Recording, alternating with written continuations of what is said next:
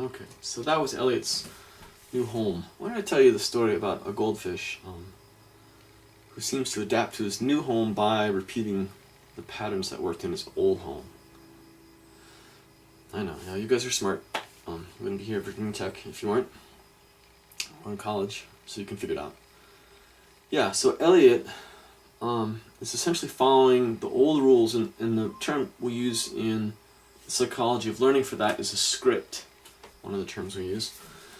Elliot has a script about how life is, about how big his house is. In his old house, small. New house, big, totally new boundaries. What else is something interesting about the sort of walls of Elliot's old house? They're made of what? Glass, right?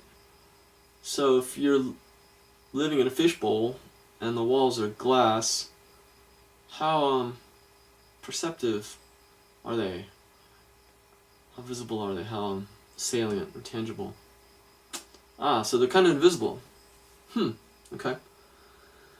And then let's take it to another level and say, once the walls of his old home are totally shattered, and he goes to his new home, he's still obeying the logic of the walls. So where are the walls now? In the bathtub. Now we start getting interesting, right? Excuse me.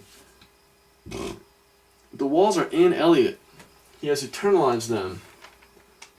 This is Kant. He says, reality conforms to the structures of mind.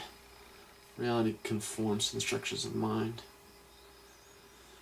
So our scripts, the lessons and the patterns that we carry from our prior knowledge determine a lot of what happens in a new context. And that's troubling. And that's just how humans make knowledge. It doesn't make anybody a bad person. We just have to learn the new from the old. Okay? The implications are pretty profound. And I won't go into this too much, but if I asked everybody how your high school course of study was determined, who got power and authority to choose what you studied in high school, and I've asked this question to hundreds of students over the years, a student is lucky if they have 10 or 20% kind of authority over what they've done with their intellectual lives over the course of high school, because school boards are in there making choices. Some high schools have a lot of options, some high schools have few options, some people's parents have been really active in that role. So the basic program from high school is oftentimes quite constrained or quite programmed. It's set, it's determined. Now, the downside of this is pretty significant. And I'm going to just pause, just going to hold that thought and talk to you real quickly about a concept called automation paradox. Engineers love this, and I like it too, it's interesting. So essentially, automation paradox says, and you can look this up on Wikipedia or other places, that once a system becomes highly automated, so this is a real risk for people that on trains and on planes, because most of the control in those environments is automatic, it's done by computer.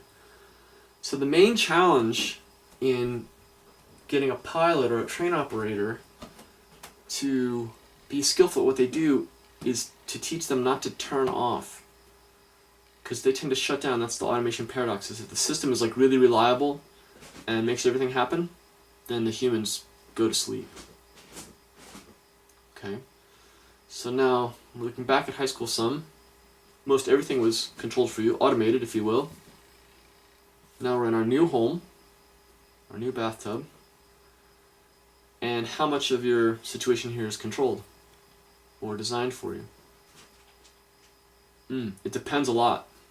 Engineers, sorry to say, a lot of your situation, a lot of your experiences are controlled. Not as much as you think, actually. And not as much as your college thinks. So, let's draw this into a moral,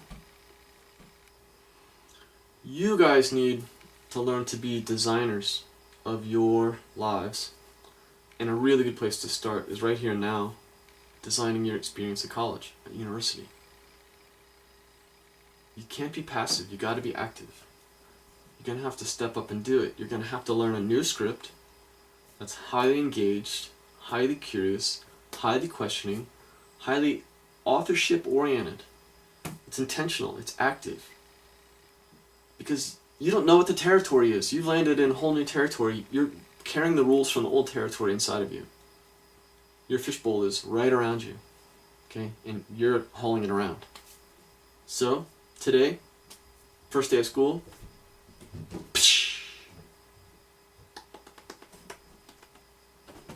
ciao.